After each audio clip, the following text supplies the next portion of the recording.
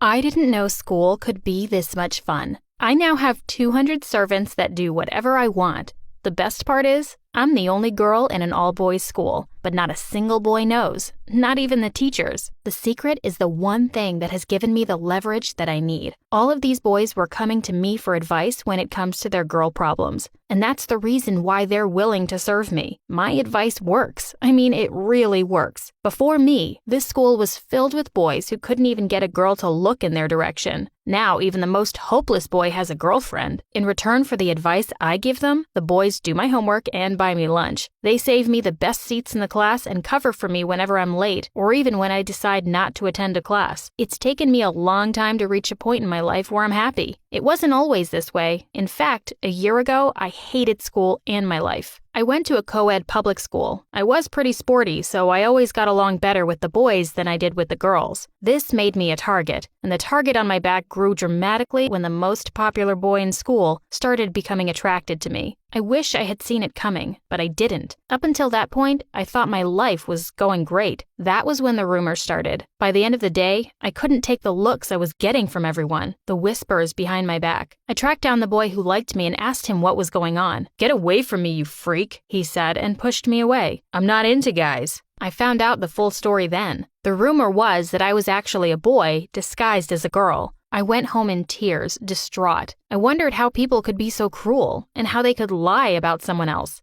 I was angry and hurt and more depressed than I'd ever been in my life. I spoke to my parents about what had happened. They were just as angry.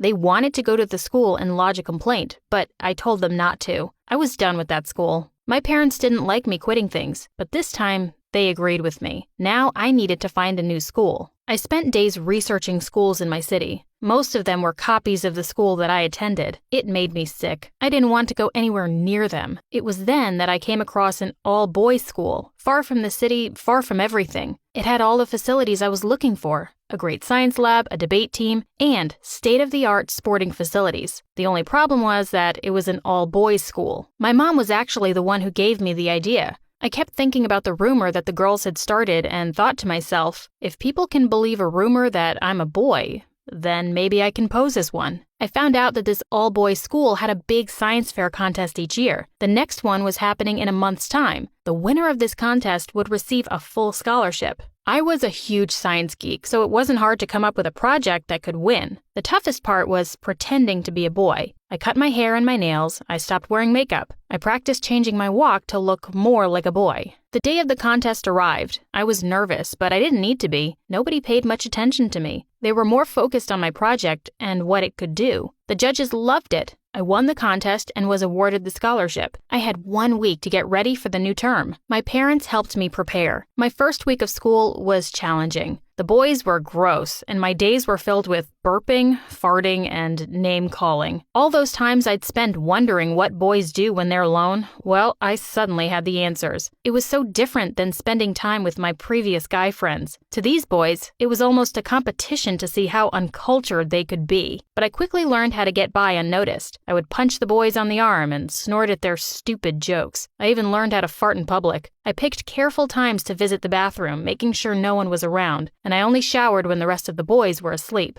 Everything was going fine until the school announced that they were going to have a social with a nearby all-girls school. My new friends started boasting about how many girls they were going to kiss. They asked me if I was in. I said no. That made them suspicious of me. "Don't you like girls?" one of them asked. "I already have a girlfriend," I said. That was good enough for them. The day of the social dance arrived. I then realized that I had nothing to worry about. These boys may have talked a big game about girls,